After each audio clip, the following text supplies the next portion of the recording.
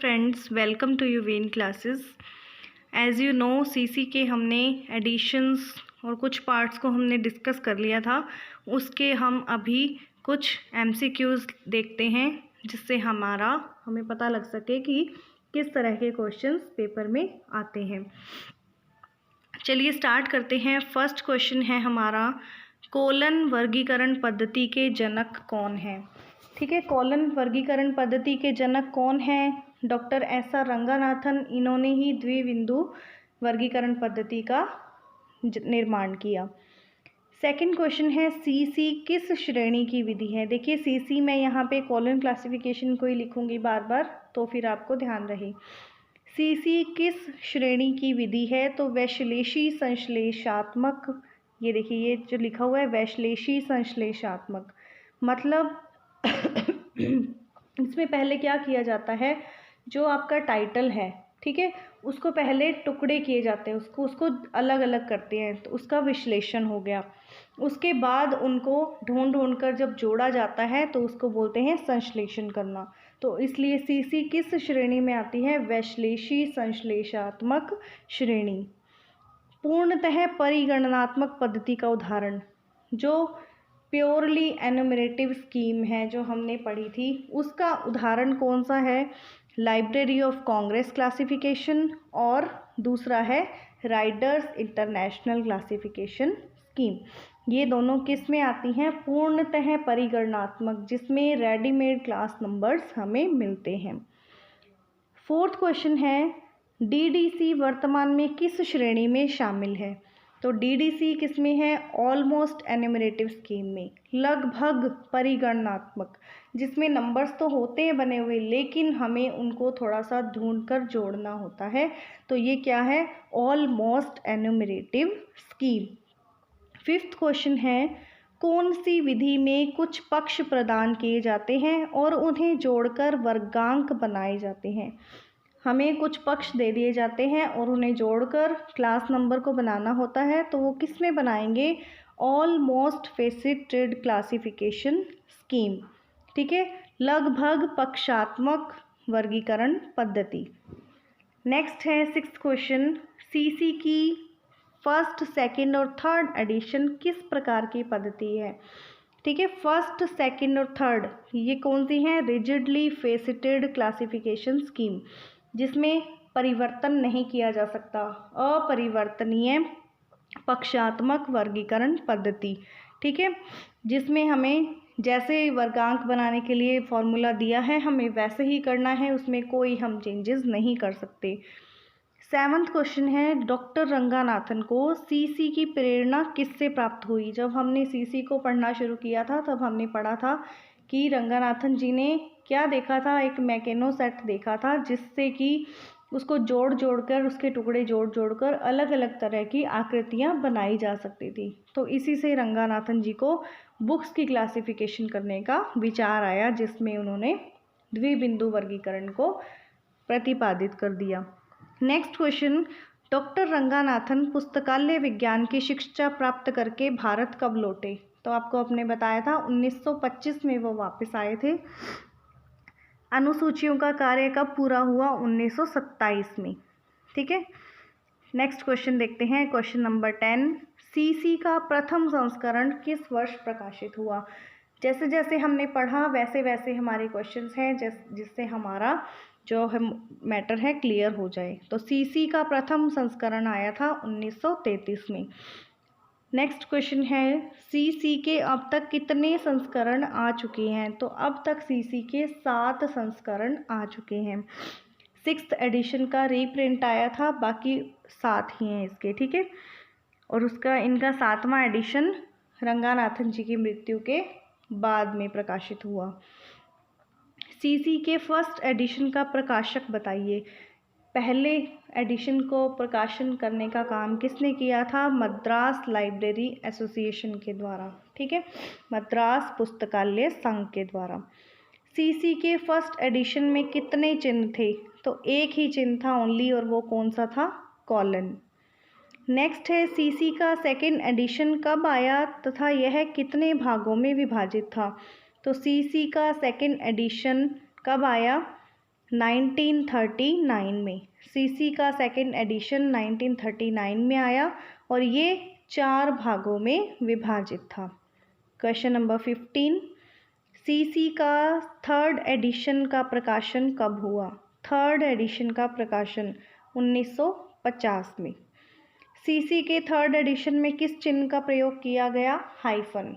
ठीक है, पहले तो फर्स्ट एडिशन में भी ओनली, फर्स्ट और सेकंड एडिशन में तो ओनली क्या था? कॉलन। और थर्ड एडिशन 1950 के अंदर हाइफन का यूज़ शुरू हुआ। फोर्थ एडिशन कब आया? 1952। नेक्स्ट क्वेश्चन है, फोर्थ एडिशन में कुल कितने चिन्ह थे? तो टोटल चिन्ह थे 7।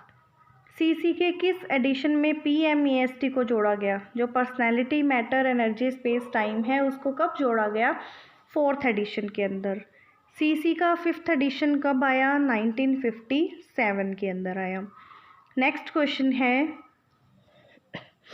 सीसी के किस एडिशन में फेज रिलेशन को जोड़ा गया? तो 5वें एडिशन में फेज रिलेशन को जोड़ा गया।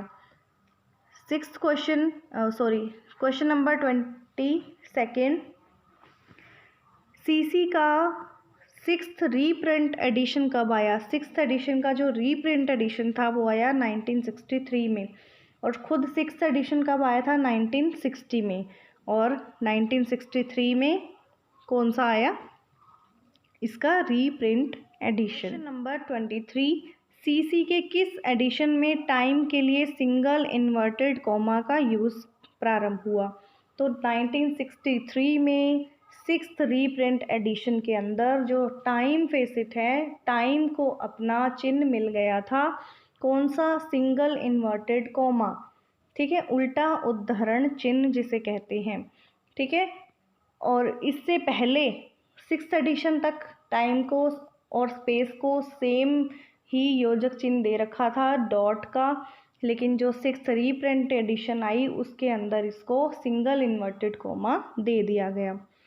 क्वेश्चन नंबर 24, सीसी के 7th एडिशन में शामिल हैं। तो कौन कौन हैं इसके एडिटर्स?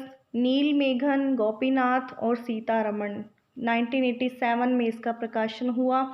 क्यों है ये? क्योंकि रंगानाथन जी की मृत्यु हो चुकी थी, तो इन तीनों ने मिलकर इस एडिशन को प्रकाशित करवाया। तो ये कौन कौन थे? नील मेघन, गोपीनाथ और सीतारमण जी। सीसी का 7th एडिशन कितने भागों में था? 5 भागों में था।